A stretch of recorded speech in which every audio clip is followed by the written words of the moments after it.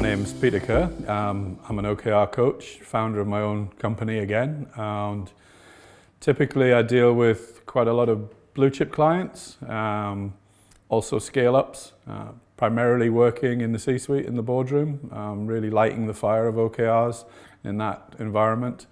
And yeah, I've been doing this solely on OKRs since 2016. I saw a tender go out for a company, and the consultancy business I was running at the time, we seemed to do a lot of what was said, but we didn't actually have the expertise in OKRs. So thankfully we pitched for that and didn't win. But that's what lighted my excitement about OKRs. And it had been building really, because I've been doing a lot of digital transformation workshops, gone to lots of away days, put lots of post-it notes on walls, and then revisited those clients 6 months later for them just to go, oh yeah, well this didn't happen or that didn't happen. I think Covey calls it the whirlwind. And I thought, well, there's got to be a better way, a more focused way to execute strategy. And that's what led me to those 3 little letters of OKRs, and that's what I've been doing ever since. I think OKRs especially relevant now for many organizations, not just blue chips, because I think there's, that ugly acronym VUCA, the volatile, uncertain, chaotic and ambiguous world that we live in. I think you need something where you're a little bit closer to the strategic impact that you're having. So I think it's largely at a blue chip level driven by transformation. I think they've got the dawning realization that what got them here is not going to get them to the next place. So they're looking for something that will drive that impetus. And I think when OKRs are done well, they should be a little bit shocking to the management team. They should feel uncomfortable, because without them feeling uncomfortable, they probably won't work in the long run. That's a terrific question, because that's probably the biggest challenge, embedding OKRs. It's a bit like a SaaS business. It's easy to attract a customer. It's quite difficult to activate them and keep them engaged. And I think OKRs are very much the same thing. I think ultimately it's corporate sponsorship, executive sponsor, somebody that really gets behind it.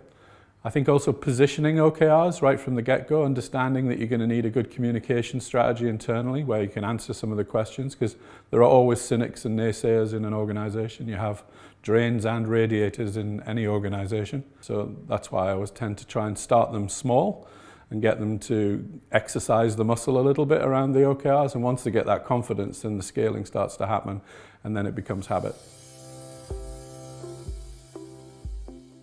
Well, I think structured training is really important, because you need to get a level set of understanding. You need to be working and talking about a common language. One person's saying goals, another person's talking about tasks and initiatives and completion, and a key result becomes, then what you find is that there's this disconnect. And I think what we've got to get to really with the training, and which is why I would strongly advocate anybody going through a certification process, is you get that base understanding. And once you have that base understanding, you can then experiment and build. But I think you've got to know the rules before you get to break them. I think the first thing to do is to get yourself certified and experience that, understand what it's like, because from that, you've got a much better perspective. And you can sell it into clients with a bit more passion and a little bit more meaning because you've done it. I think the OKR champion's role is ultimately about being the drummer in the band. They keep the rhythm. And without that rhythm within the organizations, people can go awry. So for me, the champion's role, hugely important, will grow and expand, I think. But I think we have the opportunity to define it a little bit more neatly to take some of the ambiguity out of it. But I think also then it's really about ensuring that you've got the right network underneath that. And I think that's where the champions really come into it and unlock, because I think once you put them on a path to self-sufficiency, they feel a little bit more ownership towards it. The thing that makes OKR mentors stand out for me was I immediately found like-minded people that understood the basic of OKR, but also didn't sugarcoat how easy it is. I mean, I think OKRs are the concept's easy to understand, but it's quite hard to do. And I found within the community, and also a lot of us are solo entrepreneurs who don't have any connection with others. So actually a sense of community, being able to exchange ideas is hugely valuable. From a personal perspective, where it really helps me is that there are aspects of what I do that I know I'm very good at, which is going into the boardroom and being a little bit challenging, which I think you need to be as an OKR coach. But then underneath that, because I don't particularly want to build another big business again, OKR mentors give me the ability to scale. They give me the ability to do all of those other services that I want to offer, the training, the things that perhaps I wouldn't get around to do or be doing as well.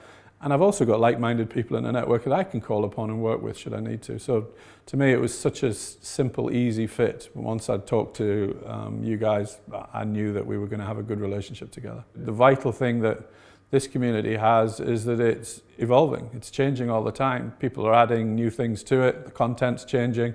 So it isn't this static thing. It's much more dynamic than that. So I would say get involved, but get yourself certified.